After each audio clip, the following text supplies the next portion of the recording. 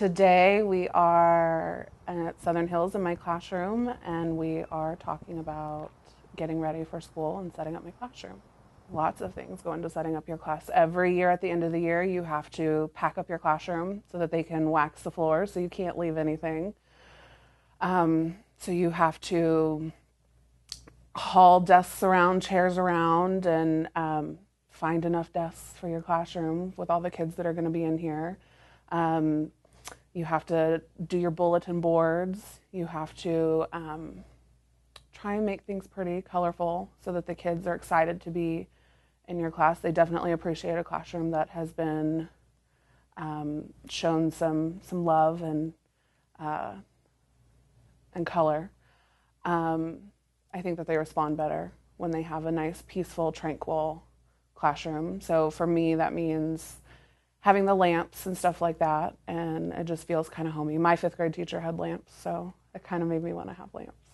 I would say the thing that I'm looking forward to most is the material I get to teach the kids. I love fifth grade.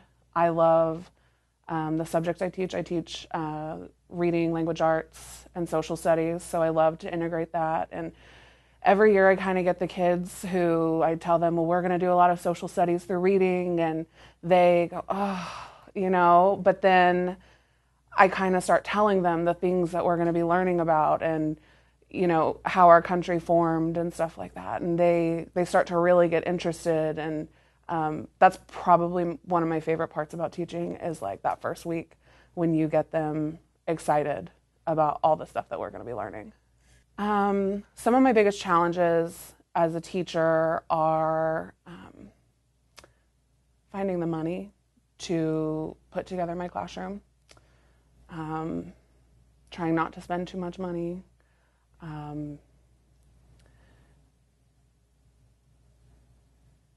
the number of kids that are in my class. I keep having to push desks back further and further, like trying to make room for them and stuff, and class sizes are just getting bigger and bigger. And I guess another challenge would be seeing lots of negative comments about teachers is really disheartening.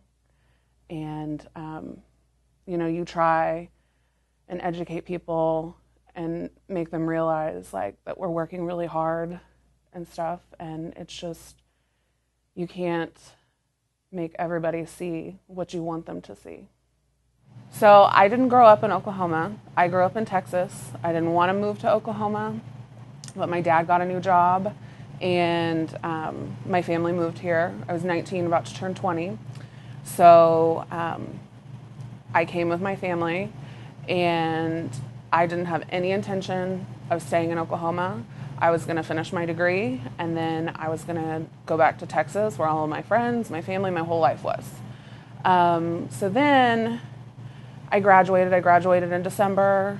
I ended up with a job in March in the middle of the school year, which isn't common. So I started teaching at Southern Hills, and with the intention of going back to Texas, but I fell in love with the school, with the families, and then I couldn't fathom leaving these kids. I adore them. I adore their families, their culture. And the longer I taught here, I realized that this is where I'm supposed to be. And I know a lot of people are leaving, and my friends in Texas think I'm crazy because I have a friend who started teaching at the exact same time as I did.